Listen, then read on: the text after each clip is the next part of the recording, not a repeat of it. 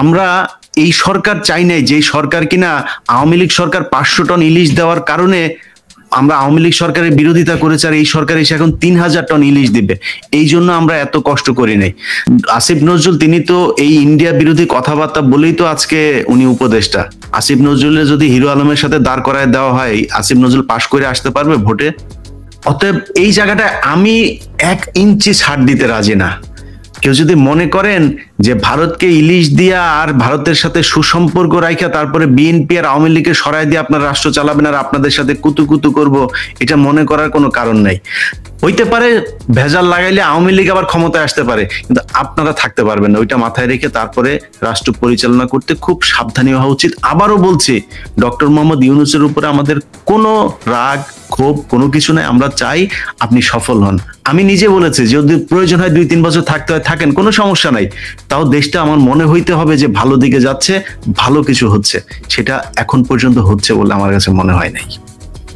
মানে এখনো আওয়ামী পুনর্বাসনের চলছে, বিএনপি জামাতকে ঠেকানোর চেষ্টা চলছে। ইলিয়াস, আপনাকে ধন্যবাদ। মাহমুদ ভাই, আপনার শেষ মন্তব্যটা একটু শুনি। শেষ মন্তব্য অনেক কথা বলে ফেলেছি, শুধু এটাই বলবো যে এই সরকার দয়া করে আপনারা গতিশীল হন, দয়া করে আপনাদের সমন্বয়হীনতা থেকে মুক্ত হন এবং ভারতের ব্যাপারে একটা সমন্বিত পরিকল্পনা গ্রহণ করুন। আপনাদের মানে উপদেষ্টারা যদি নাকি মানে কাজ করার বাদ দিয়ে যদি মানে কিছু কিছু উপদেষ্টা, আমি একজনের নাম আজকে এখনো পর্যন্ত কাউকে নিয়ে এই প্রথম বোধহয় কথা বলেছি, ভবিষ্যতে সরাসরি বলার সেই ক্ষেত্র প্রস্তুত মানে তৈরি করেন না, আমি মনে করি তাহলে খুব সমস্যা হবে। এই জায়গাগুলি সরকারের চিন্তা করা উচিত। সরকার এখন বিভিন্নভাবে চেষ্টা করছে যে রাজনীতি মুক্ত করার জন্য। যেমন 2 দিন ধরে আপনি দেখেন ঢাকা বিশ্ববিদ্যালয়ের একজন শিবিরের সভাপতিকে পাওয়া গেছে, যিনি এতদিন ধরে গোপনে এখানে সভাপতি ছিল, এখন তিনি ওপেন হয়েছেন। তো সমস্যা কি? শিবির কি আপনাদের জন্য অপকারী কিছু ছিল নাকি? শিবির কি আপনার ক্ষতি করেছে নাকি? শিবির আজকে যেই ছাত্র আন্দোলন হয়েছে, খুঁজা দেখেন শিবিরের কতজন সেখানে জীবন দিয়েছে। তো আপনি শিবির করতে তো সমস্যা কি? আবার অনেকে বলছে এটা নাকি মুনাফিকি করেছে শিবির। মুনাফিকি না, এটা কৌশলী হয়েছিল শিবির, তাই সে তার পরিচয় গোপন করেছে এবং সেখানে সে রাজনীতি করছে। আমি মনে করি শিবির এবং ছাত্রদল 2 দলের সহ অবস্থান প্রয়োজন। এই ঢাকা বিশ্ববিদ্যালয় সহ বেসরকারি যত সরকারি যত বিশ্ববিদ্যালয়গুলো আছে সবগুলোতে পাবলিক বিশ্ববিদ্যালয়, সেখানে গিয়ে এই যে আর কোনো ছাত্রলীগের এই যে এজেন্টরা যারা গোয়েন্দা সংস্থার সহায়তা নিয়ে এখানে বিভিন্ন জনকে চোর সাজিয়ে তারপর হত্যা করছে, এগুলো থেকে আমি নিজে ছাত্র রাজনীতি পছন্দ করি না, কিন্তু এগুলো থেকে বাঁচানোর জন্য একটা গার্ড এখানে কাজ করা দরকার। এখন সেই গার্ড কারা হবে? সেটা শিবির ছাত্রদল তারাই হইতে পারে। এরপরে যে বিপ্লবের মাধ্যমে যে সরকার এসছে সেটা সফল হোক, একেবারে সিনসিয়ারলি চাই, আমরা প্রত্যেকে চাই, আপনি চান, আমরা 4 জনই চাই। আমি খুব ভালো করে জানি। একটা ছোট সাজেশন দেই প্রধান উপদেষ্টা এবং স্বরাষ্ট্র উপদেষ্টা এবং স্বরাষ্ট্র সচিবকে। আপনি বলেন, একটা তালিকা করেছে এখন পর্যন্ত যে শেখ হাসিনার আমলে গোপালগঞ্জের কতজন পুলিশে চাকরি পেয়েছিল? আপনি যে গোপালগঞ্জের সম্পর্কে গোয়েন্দা ব্যর্থতার কথা বললেন এবং ইলিয়াস খুব সঙ্গত কারণেই বলেছে যে এটা সফলতা। কারণ হচ্ছে এই যে গোপালগঞ্জের কি পরিমাণ মানুষকে চাকরি দেওয়া হয়েছিল তার কোনো তালিকা করেছে এখন পর্যন্ত এই সরকার?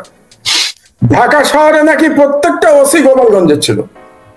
এতগুলো ওসি, গোপালগঞ্জের জনসংখ্যা কত রে ভাই? বাংলাদেশের জনসংখ্যা, একটা ছোট্ট ডিস্ট্রিক্ট গোপালগঞ্জ, সেটার এতগুলো অফিসার এত বড় বড় পদে কিভাবে ছিল আমাকে? তাহলে তার তালিকা কোথায়? জনগণকে জানিয়েছে হোম মিনিস্ট্রি এখন পর্যন্ত এই সরকার যে শেখ হাসিনার আমলে 16 বছরে গোপালগঞ্জের এতজন পুলিশ নিয়োগ দেওয়া হয়েছে, এতগুলো গোপালগঞ্জের অফিসার বড় পোস্টে ছিল এবং তারা এখন কোথায় আছে আমাদেরকে জানিয়েছে? এটা আমরা শুধু জানি গোপালগঞ্জের 2-1 জন ক্রিমিনাল পালিয়ে আছে। যেমন ইয়ের যেটা ছিল এসবির যে চিফ ছিল সে পালিয়ে গেছে, মনিরুল পালিয়ে গেছে। তারপরে গোপালগঞ্জের ছিল বেনজির, দেশ থেকে পালিয়ে গেছে, এবং আরো 2-1 জন গোপালগঞ্জের অফিসার তারা পালিয়ে আছে। কিন্তু গোপালগঞ্জের তো অসংখ্য অফিসার রে ভাই। আপনি যদি এসআই থেকে শুরু করে আইজি পর্যন্ত সব পোস্টগুলোর মধ্যে গোপালগঞ্জের সংখ্যা দেখলে আপনি ঘাবড়ে যাবেন যে এক ডিস্ট্রিক্টের এতগুলো লোক কিভাবে চাকরি পেতে পারে। তো সেটা সম্পর্কে এবং মাহমুদ ভাই, যে কদিন আগে যে আনসার বিদ্রোহের যে চেষ্টা হলো, এখানে দেখা গেল যে 15,000 না কত হাজার শুধু গোপালগঞ্জেরই নিয়োগ পেয়েছে আনসারে। এবং আরেকটা জিনিস আপনি যদি দেখেন, আনসারটা পুরো ঘিরে রাখলো, আনসারের ডিজি তাদের জন্য তদবির করলো, যখনই আনসার মার খেয়ে চলে গেলো তখন বললো না এরা কেউ আনসার ছিল না, আসলে কারা ছিল এরা?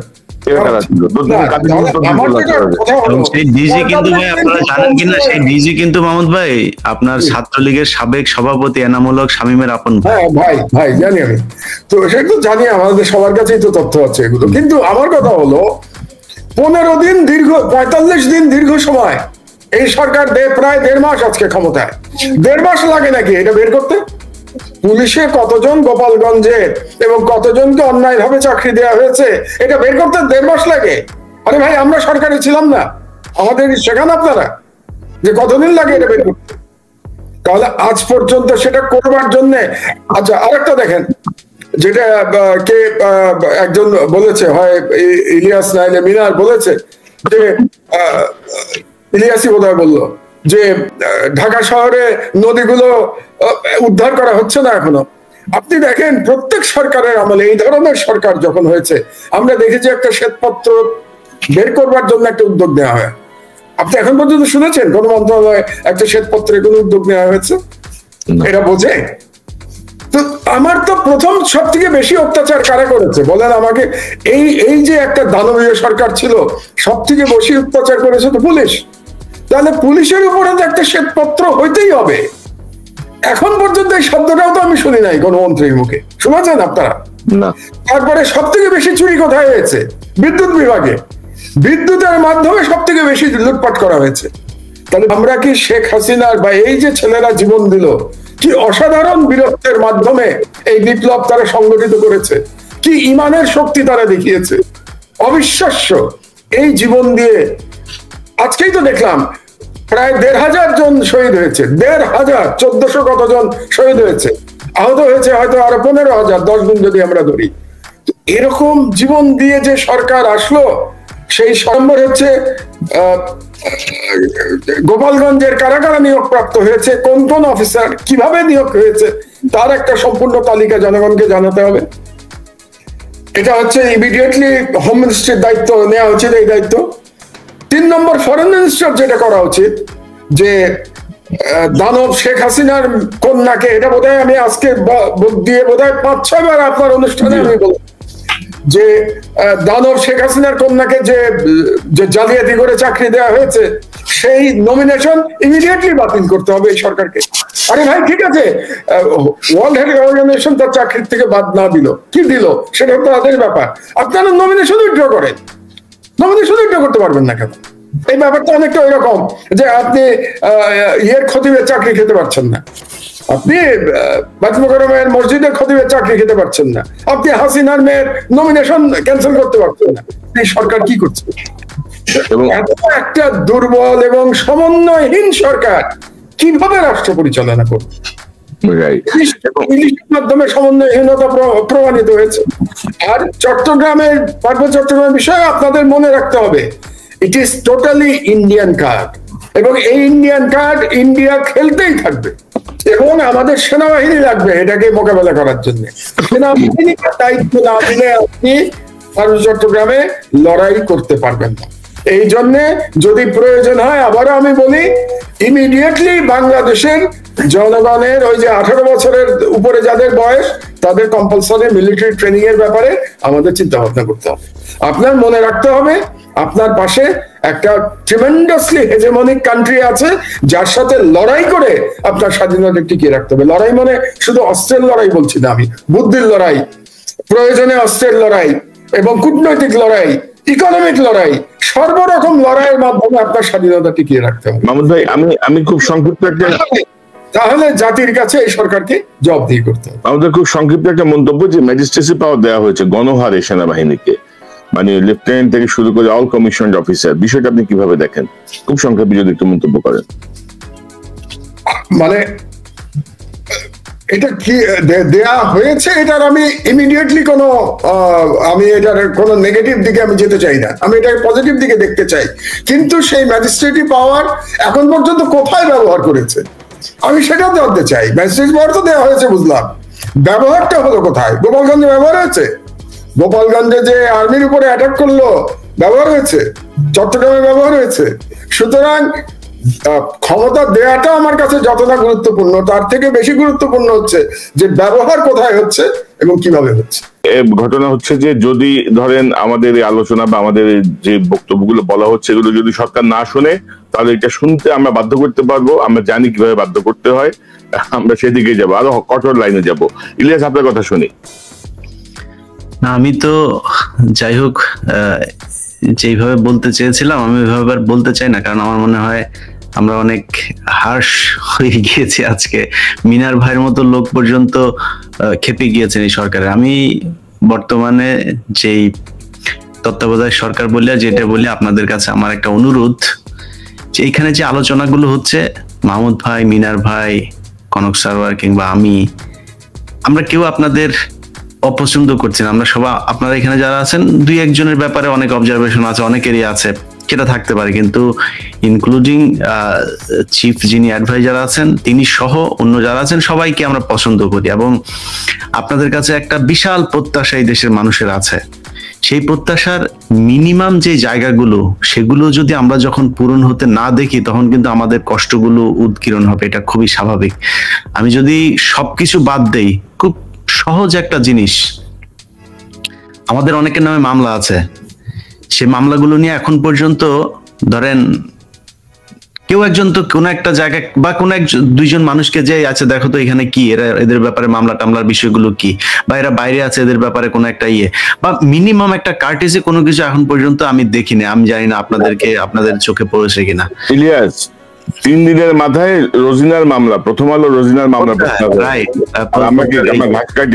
এবং আপনি, আমাদের কোনো ক্ষোভ নাই, কিন্তু তুমি এটা দেখো। হ্যাঁ, এবং আপনি জানেন, আমি জাস্ট একটা ইনফরমেশন, এটা কিছু নেই, কারণ আমি যা করব কারো কাছ থেকেই কখনই কোনো ফেভার চাই নাই, কারণ আমি আইনের মাধ্যমেই করব।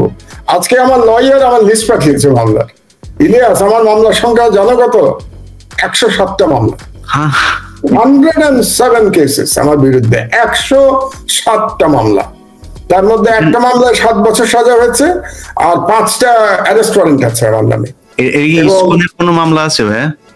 হ্যাঁ, কি স্কুলে? ইসকনে না, ইসকনে কোনো মামলা নাই, কিন্তু 107টা মামলার আজকেই পাঠিয়েছে।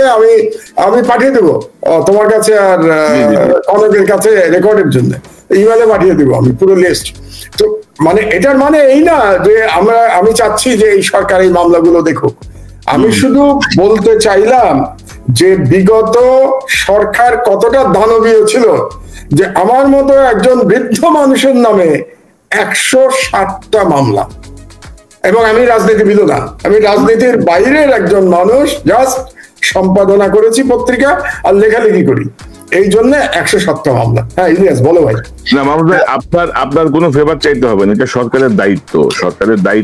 এটা ওই ব্যক্তিগত আলোচনায় না যাই, মানে এটা আমি একজন ইনফরমেশন হিসেবে দিলাম আপনাদের সাংবাদিককে। ভাই, আজকে বাংলাদেশে খালি 19 তারিখে আন্দোলন শুরু হয়েছে, আর 15 দিনের আন্দোলনের পরে টুপ করে একটা সরকার এসে আর পড়ে গিয়েছে, এইভাবে না। এই সরকার গত 15 বছরে বহু মানুষের, আপনার নিজের শরীরের রক্ত গিয়েছে এই সরকারের বিরুদ্ধে কথা বলতে গিয়ে। সো এত সহজে এই সরকারটা চলে আসছে, চোখ মুখ বন্ধ করে তারপরে কিছু বলুন। আপনার ফেভার চাওয়ার দরকার নাই তো। আপনি যদি অপরাধ করে থাকেন, অপরাধের বিচার অন্তত বলুক যে ওকে এই মামলাগুলো কি অবস্থা, এটারে তাড়াতাড়ি সেটা দ্রুত বিচার ট্রাইব্যুনাল বা কোনো একটা আলাদা কিছু একটা করে তারপর করা। যেভাবে রোজিনার এটা সাংবাদিকরা জিজ্ঞেস করেছে, আর সাথে হ্যাঁ কই দেখি ওইটা নিয়ে সাথে সাথে সেটা শেষ হয়ে গিয়েছে। সেটা কোন আইনে করা হয়েছে? কোনো আইন ছিল, কোনো প্রক্রিয়া ছিল, কোনো কিছু করা হয়েছে, মানে ফলো করা হয়েছে? কিছুই করা হয়নি, তারা হয়ে গেল। আমাদের ক্ষেত্রে সেটা করা হয়নি। দরকারও নেই, বাংলাদেশে আরো পারলে আরো মামলা করেন, কোনো সমস্যা নেই। কিন্তু মাথায় রাখতে হবে যে আমরা এই সরকারটা যদি সবকিছু বাদ দিই, যে ছাত্ররা এখানে জীবন দিয়েছে তাদের কারণে তো অন্তত আপনারা এসছেন। সেই ছাত্রদেরকে গত 2 দিন আগে বলা হলো 5 লাখ টাকা করে পরিবারকে দিবে। মানে 5 লাখ টাকা এখন বাংলাদেশে একটা মানুষের যদি সংসার চলতে দেয়া হয়, কয়দিন সে সংসার চালাইতে পারবে? সে 5 লাখ টাকা দিয়ে সে কি করবে?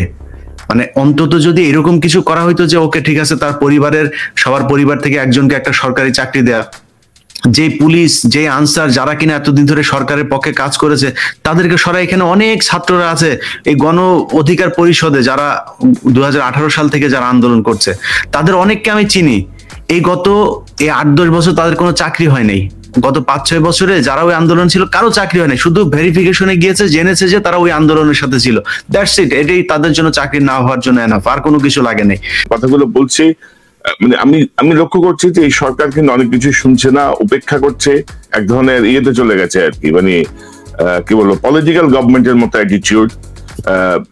কারণ আপনি যদি দেখেন যে এখানেও যে এক চাকমা উপদেষ্টা, কি নাম যেন, চাকমা পার্বত্য চট্টগ্রাম বোর্ডের চেয়ারম্যান ছিল, দুর্নীতির দায়ে অভিযুক্ত, তার শপথ নেওয়ার 3 দিন আগে সচিত্র অনুষ্ঠান করার পরেও তাকে শপথ দেওয়া হয়েছে।